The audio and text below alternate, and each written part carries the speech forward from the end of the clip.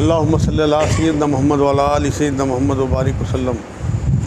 آج آپ کے سامنے میں انشاءاللہ 40 حدیثیں پیش کروں گا 5-7 منٹ کے وقفے میں، چھوٹی چھوٹی۔ پہلی حدیث یہ ہے، نبی اکرم صلی اللہ علیہ وسلم نے فرمایا اللہ اس کا سب سے زیادہ حقدار ہے کہ تم اس سے حیا کرو۔ اللہ تنہائی ہو، محفل ہو، اللہ سے ڈر، اس کی حیا رکھنی چاہیے۔ آپ تنہائی میں کتنا تقوی اختیار کرتے ہیں، یہ حدیث اس سے متعلق ہے۔ صرف آپ کا بدن آپ ڈھکا ہوا نہ ہو، آپ کے کپڑے صحیح نہ ہو، بلکہ آپ کے خیالات بھی تنہائی میں، کیونکہ اللہ نے قرآن میں کہا کہ میں تمہارے دلوں کا حال بھی جانتا ہوں۔ تو تنہائی میں آپ کے دل کی سوچیں جو ہے نا، محفل میں تو آپ لگے ہوئے ہیں، محفل میں آپ کو سوچنا ہے وقت نہیں، تنہائی میں آپ کی سوچ اللہ ہے نہیں ہے، کہیں اس میں شیطان نہیں گھس گیا۔ ایسی عورت کو جنت کی بشارت ہے، نبی اکرم صلی اللہ علیہ وسلم نے فرمایا ایسی عورت کو جنت کی بشارت ہے جو 4 چیزیں کر لے، وقت پر 5 نمازیں، رمضان کے 30 روزے، اپنی عزت کی حفاظت اور اپنے شوہر کی پیروی۔ جنت کی بشارت بہت شارٹ کٹ ہے، سب کچھ بہت آسان ہے۔ ایک اور حدیث پاک ہے، نبی اکرم صلی اللہ علیہ وسلم نے فرمایا جو دنیا میں میرے تھوڑے دیے ہوئے پر راضی ہو گیا، میں بھی قیامت میں اس کے تھوڑے اعمال پر راضی ہو جاؤں گا۔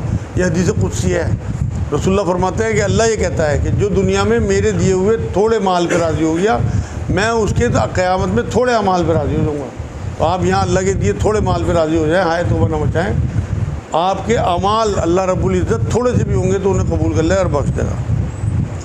ایک اور حدیث پاک ہے، نبی نے فرمایا دنیا کا حریف کبھی سیراب نہیں ہوتا، مطلب جسے دنیا چاہیے ہوتی ہے وہ، نبی نے ایک اور حدیث میں بات فرمائی کہ ایک جنگل سونے میں مل جائے تو بنی آدم چاہتا ہے ایک اور جنگل مل جائے، ایک اور مل جائے، یہ پیٹ کبھی نہیں بھرتا۔ اس کی مثال یہ ہے کہ آپ کھانے بیٹھے، آپ نے مان لو 1 روٹی کے بعد ہاتھ روک لیا تو آپ کا پیٹ بھر گیا، آپ کھاتے رہو 8 10 20 روٹی، نہیں بھرتا پیٹ۔ اسی طرح دنیا کا معاملہ، آپ کماتے رہو جمع کرتے رہو، نہیں بھرتا پیٹ۔ اور جہاں آپ نے ہاتھ روک لیا کہ میرے اللہ نے بہت دے دیا، مجھے آخرت کی تیاری کرنی ہے، تو یہاں یہی فرمایا کہ دنیا کا حریف کبھی سیراب نہیں ہوتا۔ ایک اور حدیث پاک ہے، میرے دوستوں میں قابل رشک وہ دوست ہے جس کے سامان دنیا کم ہو اور نمازیں زیادہ ہوں۔ یہ نبی کی وہ باتیں ہیں جو آپ کو دل پہ لکھنی چاہیے کہ ہماری جو نمازیں ہیں نا وہ اگر درست ہوں گی، دنیا کا سامان ہمارے پاس کم ہوگا تو آپ یقین کریں یہ آپ کے لیے بہت بڑی بات ہوگی، کیونکہ دنیا 60-70 سال کی ختم ہو جائے گی، کروڑوں اربوں کروڑوں سال کی دنیا دوسری آنے والی ہے، وہاں آپ کی نمازیں کام آنی ہیں۔ ایک اور حدیث پاک میں نبی اکرم صلی اللہ علیہ وسلم نے فرمایا جب کسی بستی میں زنا اور سود عام ہو جائے، گویا اس بستی کے لوگوں نے اپنے آپ کو اللہ کے عذاب کا مستحق بنا لیا، ان پر کبھی بھی کسی طرح کا عذاب آ سکتا ہے، جو آج کا دور چل رہا۔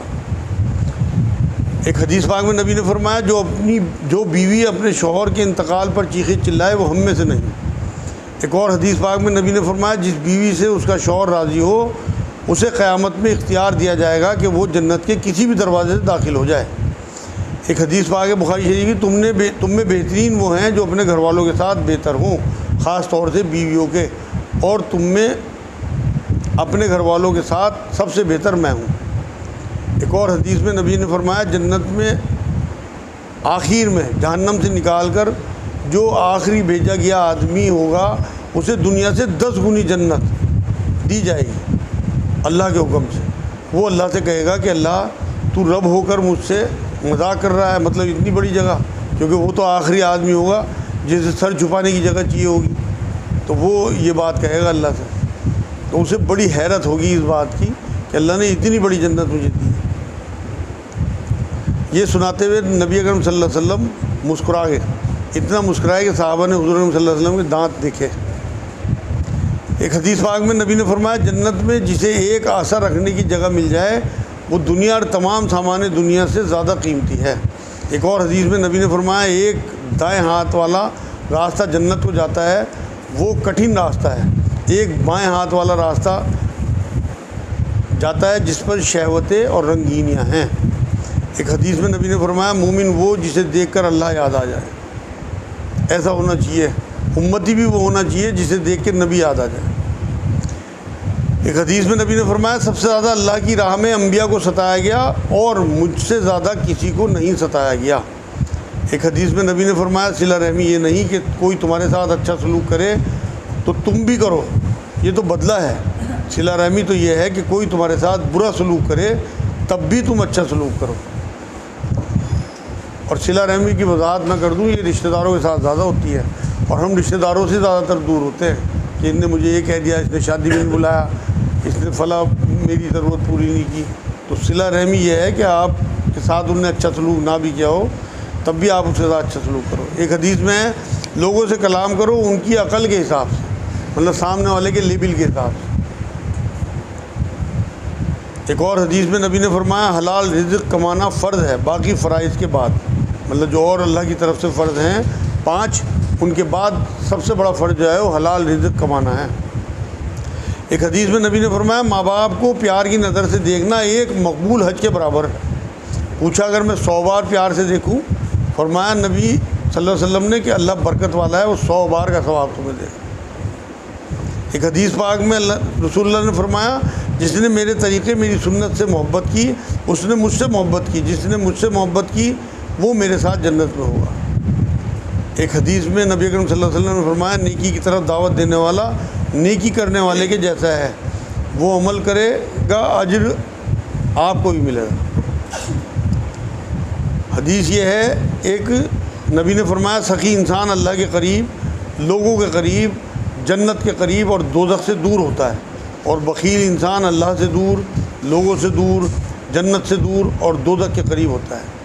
اور یہ مشاہدے کی بات ہے، اکثر دیکھو ہوگا آپ نے جو سخی لوگ ہوتے ہیں چاہے اتنے عبادت گزار نہ ہو، لوگ ان کے چاروں طرف جم گھٹے کی طرح ہوتے ہیں، اور جو کنجوس ہو چاہے وہ کروڑ پتی ہو اس سے بھاگتے ہیں لوگ۔ حدیث قدسی ہے نبی اکرم صلی اللہ علیہ وسلم نے فرمایا کہ اللہ یہ فرماتے ہیں کہ جب تجھے غصہ آئے تو مجھے یاد کر لیا کر، بھڑاس نہ نکال بلکہ معاف کر دے، تو تیری تباہی کے وقت جب لوگ تباہ ہو رہے ہوں گے میں تجھے بچاؤں گا۔ یہاں میں وضاحت کر دوں سخاوت صرف پیسے کی نہیں ہوتی بلکہ دل کی جذبات کی سب کہیں کی سخاوت ہوتی ہے، آپ کا دل بھی لوگوں کے لیے نرم ہونا چاہیے۔ ایک حدیث میں نبی نے فرمایا کوئی جنت میں اپنے اعمال کی بنیاد پر داخل نہیں ہو سکتا بنا رحمت خدا بندی کے۔ ایک صحابی نے جسارت کر کے پوچھ لیا حضور آپ بھی؟ کہ ہاں میں بھی۔ ایک اور حدیث میں نبی اکرم صلی اللہ علیہ وسلم نے فرمایا حضرت عثمان سے مروی ہے اللہ کے رسول صلی اللہ علیہ وسلم نے فرمایا تم میں بہترین لوگ وہ ہیں جو قرآن سیکھیں اور سکھائیں۔ اصل میں یہ بہت آسان سی حدیث بیان کر دی جاتی ہے۔ قرآن یہ نہیں ہے کہ آپ کسی کو حافظ بنا دیں، یہ بھی ہے، لیکن ساتھ میں قرآن لوگوں کی زندگی میں اتارنا، ان کے عمل میں لانا، اس سے فیصلے کرنا، اپنے اور اپنے گھر والوں کی زندگی میں اتارنا، یہ ہے قرآن سیکھنا سکھانا۔ اور اللہ رب العزت نے قرآن کا جو معاملہ ہے سب سے ٹاپ کی صلاحیت بیان ہے، اور اس کا استعمال ٹاپ کی جو ہماری وہ صلاحیت ہے نا وہ قرآن کے لیے استعمال ہونی چاہیے، قرآن سکھانے میں اگر ہمیں بیان کی صلاحیت آتی ہے۔ ایک حدیث میں نبی نے فرمایا اللہ جتنے شوق سے قرآن سنتا ہے کسی اور چیز کو نہیں سنتا۔ مطلب جب آپ قرآن پڑھ رہے ہوتے ہیں تو آپ کا خالق آپ کے قرآن پڑھنے کو سن رہا ہوتا ہے۔ بہت سعادت کی بات ہے کہ ہمارا خالق ہمارے قرآن کو سنے، اس لیے بہت تقدس سے، محبت سے اور دل کی لگی کے ساتھ، چاہے ایک رکوع پڑھا کرو لیکن محبت کے ساتھ۔ ایک حدیث میں نبی نے فرمایا میں اپنی امت کے ان لوگوں جانتا ہوں جو اعمال اتنے اچھے اور زیادہ لے کر آئیں گے جیسے پہاڑوں کی چوٹیوں تک اللہ ان کے سب اعمال گرد و غبار بنا کر اڑا دے گا۔ صحابہ سامنے بیٹھے تھے، ڈر گئے صحابہ کہ سارے اعمال ہی غلط ہو جائیں گے۔ ہمت کر کے عرض کیا کہ حضور نشانی تو بتا دیجئے ایسے کیسے لوگ ہوں گے؟ فرمایا تمہارے جیسے ہوں گے اور تمہارے جیسے اعمال کریں گے اور تمہارے جیسے معاملات ان کے ہوں گے، فرق صرف یہ ہوگا کہ جب وہ تنہائیوں میں ہوں گے، جب بھی انہیں موقع ملے گا وہ اللہ کی حرمتوں کو پامال کریں گے تنہائیوں میں۔ تو اصل میں بات یہ ہے بے حیائی سے بچنے کے لیے خلوت پاکیزہ کرنی پڑیں گی، ہمیں تنہائی پاکیزہ کرنی پڑیں گی۔ تنہائی پاکیزہ ہوتی ہے تو معاشرہ پاک ہوتا ہے۔ یہ اس دور میں ایسی خرافات نہیں تھی جیسی اس دور میں ہے موبائل والی۔ آج اگر آپ اپنے کمرے میں یا مسجدوں کے حجرے میں یا مدرسوں کے کمروں میں اپنے آپ یہ اسمارٹ موبائل لے کے اور ان پہ خرافات دیکھ رہے تو آپ یقین کریں آپ کا علم دین سیکھنا اور آپ کی کمائی ہر چیز حرام ہو گئی۔ یہ اس حدیث سے ثابت ہے، اور یہ صحیح حدیث ہے بالکل، کہ آپ کے تمام اعمال مطلب ذروں کی طرح اللہ راکھ کی طرح اڑا کے پھینک دے، کوئی ویلیو نہیں ہوگی۔ تو اس لیے تنہائی پاک کرنے پہ بہت زیادہ زور دیں، اپنی کم سے کم اپنے لیول پہ تو کریں، باقی دنیا دیکھی جائے گی کیا کر رہی کیا نہیں کر رہی۔ ہم چند لوگ یہاں اکٹھے ہوتے ہیں، وہ کوشش کریں کہ ہماری تنہائی پاک ہو جائیں، محفلیں بھی پاک ہوں لیکن تنہائی زیادہ پاک ہوں تو زیادہ بہتر ہے۔ ایک بار نبی اکرم صلی اللہ علیہ وسلم سے کسی نے پوچھا کہ اللہ کے جلدی قریب ہونے کا راستہ کون سا ہے؟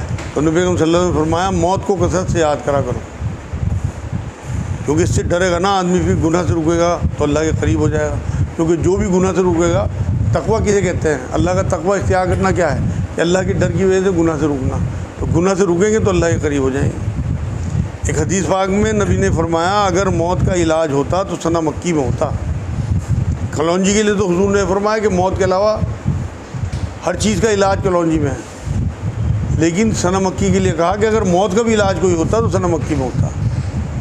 اور ہمارے مرکز سے الحمدللہ 80-90% مریضوں کو سنہ مکی دی جاتی ہے، اسی حدیث کے حوالے سے میں نے شروع کی تھی، اور اب بوریوں کی بوری بنتی ہے الحمدللہ، اور اس کا بہت فائدہ ہے۔ مطلب یہ نبی کی حدیثیں قیامت تک کے لیے ہیں، اور اس چھوٹی سی حدیث کو جب میں نے پڑھا بھی 2 سال پہلے، تو اس کے بعد سے جب میں نے مریضوں کو دینی شروع کری، آپ یقین کریں بہت ساری چیزیں چھوٹ گئیں، اور اتنا فائدہ اس کا ہوتا ہے۔ سنہ مکی کی پتی ہے، بازار سے سوکھی خریدیں، انہیں گرائنڈ کرا لیں، پیس لیں، اور قبض ہو، پیٹ کی کوئی بیماری ہو، سانس کی کوئی بیماری ہو، خارش ہو، بہت ساری چیزوں کے کام آتی ہے۔ میری ایک ویڈیو ہے سنہ مکی کے فائدے کے نام سے، یوٹیوب پہ پڑھیے سنہ مکی کے فائدے، وہ آپ ڈاؤن لوڈ کر کے اس میں سننا کتنے فائدے میں نے بیان کیے۔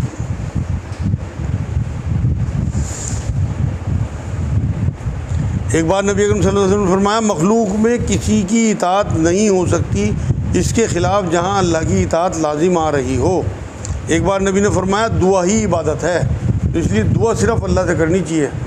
نبی اکرم صلی اللہ علیہ وسلم سے بھی آپ دعا نہیں کر سکتے، دعا کے لیے ان سے کہہ تو سکتے ہیں کہ نبی ہمارے لیے دعا کر دے، جو قرآن میں آیتیں آئیں کہ اگر یہ تیرے پاس آتے ہیں تیرے سے دعا کو کہتے ہیں یا تیرے سے استغفار کو کہتے ہیں تو میں قبول کر لیتا، ایک آیت کا مفہوم ہے قرآن میں۔ لیکن آپ نبی کے روزے پہ کھڑے ہو کے نبی سے نہیں کہہ سکتے کہ ہماری مغفرت کر دو، وہ صرف اللہ کا حق ہے، کیونکہ دعا عبادت ہے نبی نے فرمایا، تو عبادت صرف اللہ کی۔ ایک اور حدیث میں حضرت عائشہ رضی اللہ تعالیٰ عنہ سے نبی اکرم صلی اللہ علیہ وسلم نے یہ بات فرمائی، حالانکہ یہ ضعیف حدیث ہے، جب سے مجھے پتہ لگا کہ جنت میں بھی تم میری بیوی ہوگی تب سے مجھے مرنے کا شوق لگ گیا، اتنی محبت تھی حضرت عائشہ سے۔ ایک اور حدیث ہے نہ میں نے ادھار خریدا نہ ادھار بیچا، یہ تاجر حضرات کے لیے ہے ایک نقطہ۔ ایک حدیث میں نبی نے فرمایا شیطان نامحرموں کو تمہارے ذہنوں میں حسین بنا کر پیش کرتا ہے، نامحرم عورت یا لڑکی اگر حسین نہیں بھی ہوگی کیونکہ اسے خرافات پھیلانی ہے تو آپ کے دماغ میں اسے خوبصورت بنا کے پیش کرے گا، یہ حدیث ہے نبی کی۔ ایک اور حدیث میں قرآن کی ایک آیت سمجھ کر پڑھنے کا اجر 100 نفل پڑھنے کے سے افضل ہے، ابن ماجہ کی صحیح حدیث ہے۔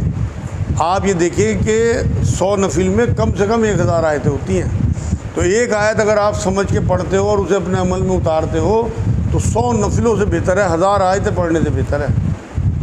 تو اس لیے اپنی تلاوت کے ساتھ ساتھ ترجمہ ضرور پڑھنا شروع کریں، جو بھی زبان آپ کو آتی ہو۔ ایک حدیث میں نبی نے فرمایا جس نے 3 بیٹی ہونے پر منہ نہ بنایا بلکہ ان کی اچھے سے پرورش کر کے شادی کی، اس کے لیے جنت کی بشارت ہے۔ تو خوش نصیب ہیں وہ لوگ شارٹ کٹ جنہیں اللہ نے 3 بیٹیاں دے دی۔ ایک حدیث میں رسول اللہ نے فرمایا سخاوت ایسا پیڑ ہے جس کی ٹہنیاں زمین تک لٹکی رہتی ہیں، ایک ٹہنی بھی پکڑ لی تو جنت تک پہنچ جاؤ گے۔ ایک حدیث میں نبی نے فرمایا اپنے رب سے حیا کیا کرو۔ پوچھا ہم تو کرتے ہیں، صحابہ نے کہا ہم تو کرتے ہیں، اور مزید کچھ بتائیے۔ تو نبی نے فرمایا محفل میں اپنی زبان پر، تنہائی میں اپنے خیالات پر قابو رکھو، یہ ہے حیا، نبی نے فرمایا اللہ سے۔ ایک حدیث میں نبی نے فرمایا کہ قرآن میں پچھلی قوموں کے قصے اور قیامت تک آنے والی خبریں ہیں۔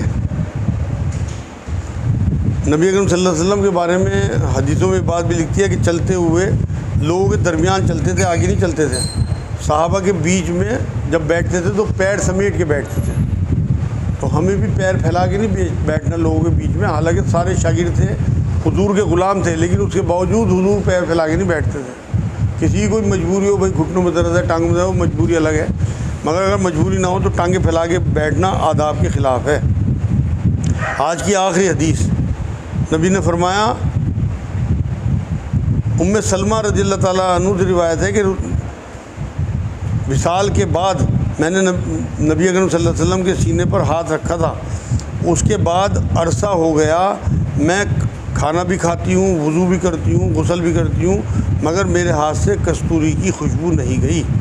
مطلب جب نبی اکرم صلی اللہ علیہ وسلم کو وصال مبارک ہو گیا، ڈیڈ باڈی کے سینے پہ ہاتھ رکھا ان کی وائف نے، تو اس کی خوشبو سالوں تک نہیں گئی ان کے بدن سے، کستوری کی خوشبو۔ وما علینا الا البلاغ۔